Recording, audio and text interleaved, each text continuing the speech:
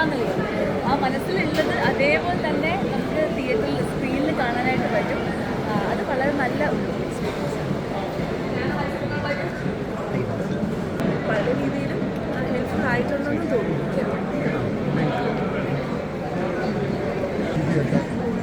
തിയേറ്ററിൽ ഗംഭീരമായിട്ട് വന്നിട്ട് പിന്നെ ഒബ്വിയസ്ലി അൻഡ്രാകേഷനാണ് അത് പുള്ളിയെ കണ്ടിഷ്ടപ്പെട്ട പുള്ളിയാണ് ഈ പടം യൂസ് ചെയ്തിരിക്കുന്നത്. സംശയിച്ചാണ് അത് ഗംഭീരം ഭയങ്കര ഒരു എക്സ്പെരിമെൻ്റൽ സാധനമാണ്. ഇതുപോലെയുള്ള പുതിയ പുതിയ പരിപാടികൾ ഭാവിയിൽ ഉണ്ടാകട്ടെ എന്ന് പക്ഷെ മനുഷ്യ ഇതുവരെ ചെയ്യാത്ത ടൈപ്പ് റോളാണ് ഇതിൽ ചെയ്തിരിക്കുന്നത്. അത് വളരെ മികച്ച രീതിയിൽ നമുക്ക് ഇഷ്ടമാവുന്ന രീതിയിൽ തന്നെ ചെയ്തിട്ടുണ്ട്.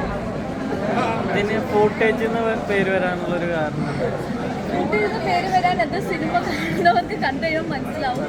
ഇത് കൂടുതലും ഫൂട്ടേജ് നമ്മൾ ക്യാമറയിൽ എടുക്കുന്ന ഒരു ഫൂട്ടേജിനെ ബേസ് ചെയ്തിട്ടാണ് മൂവി മുന്നോട്ട് പോകുന്നത്.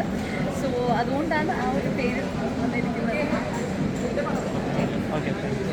നല്ല സിനിമയാണ്, നല്ല സിനിമയാണ്, ഇഷ്ടപ്പെട്ടു. എല്ലാവരും പെർഫോമൻസ് എങ്ങനെ ഉണ്ടായിരുന്നു? പെർഫോമൻസ് എല്ലാവരുടെയും നല്ലതായിരുന്നു. എനിക്ക് കുറച്ച് കൂടുതൽ ഇഷ്ടമായത് ഇതിൽ ഹീറോ ആയിട്ട് ചെയ്ത വിശാഖിൻ്റെ പെർഫോമൻസ് ആണ്. കാരണം പടത്തിനെ മുന്നോട്ട് കൊണ്ടുപോകുന്നത് വിശാഖിൻ്റെ ഒരു പെർഫോമൻസ് ഭയങ്കര വലിയ ഒരു റോളുണ്ട് അതിൽ.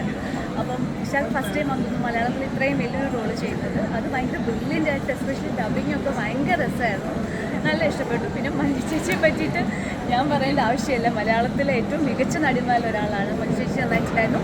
ഗായത്രി ആക്ട്രസും വളരെ നന്നായിട്ട് പെർഫോം ചെയ്തിട്ടുണ്ടായിരുന്നു. തിയേറ്റർ എക്സ്പീരിയൻസ് ഉള്ള എല്ലാ എലമെൻസും ഉണ്ട്. പിന്നെ തീർച്ചയായും നമ്മൾ ഈ പടം തിയേറ്ററിൽ തന്നെ കാണണം. കാരണം അതിൻ്റെ എഡിറ്റിംഗ് ആണെങ്കിലും ക്യാമറ വർക്ക് ആണെങ്കിലും അതിൻ്റെ സൗണ്ട് മിക്സിംഗ് ആണെങ്കിലും ഒക്കെ തിയേറ്ററിൽ ആ ഒരു എക്സ്പീരിയൻസ് നമുക്ക് നന്നായിട്ട് കിട്ടുന്നുണ്ടായിരുന്നു. അത് വളരെ നല്ലതായിരുന്നു.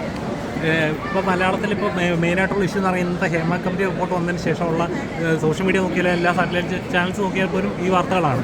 ശരിക്കും പുതിയ തലമുറക്കാളും പഴയ തലമുറയിലുള്ള ഫേസ് ചെയ്ത കുറേ ചലഞ്ചസ്, സ്ത്രീകൾ ഫേസ് ചെയ്യുന്ന ചലഞ്ചസ്, അവർ ഫേസ് ചെയ്യുന്ന ഹാരാസ്മെൻ്റ് ഒക്കെയാണ് അവർ ഉന്നയിക്കുന്ന കാര്യങ്ങൾ. സ്ത്രീകൾക്ക് പ്രാധാന്യം കിട്ടുന്നില്ല, അതുപോലെ കഥാപാത്രങ്ങൾ കിട്ടുന്നില്ല എന്നൊക്കെ.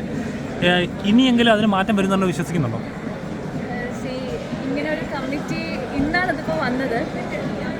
ഏതൊരു സിറ്റുവേഷൻ, ഇപ്പോൾ സിനിമയെന്നല്ല ഏതൊരു ഇൻഡസ്ട്രി, ഇപ്പോൾ എവിടെ വർക്ക് ചെയ്താലും ഇങ്ങനത്തെ പ്രശ്നങ്ങൾ ഉണ്ടാവാതിരിക്കും.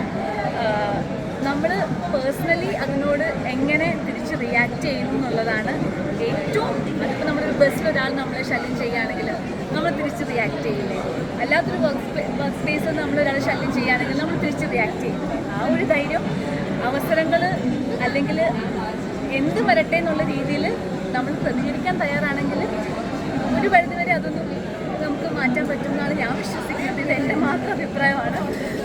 പിന്നെ എനിക്ക് പേഴ്സണലി അത്തരത്തിലുള്ള അനുഭവങ്ങളൊന്നും ഇതുവരെ സിനിമ ഇൻഡസ്ട്രിയിൽ നിന്നോ അല്ലെങ്കിൽ ഇൻഡസ്ട്രിയിൽ നിന്ന് ഉണ്ടായിട്ടില്ല. അതുകൊണ്ട് അതിനെപ്പറ്റി ഒരുപാട് പറയാൻ എനിക്ക് അറിയാം. എല്ലാവരും പറഞ്ഞ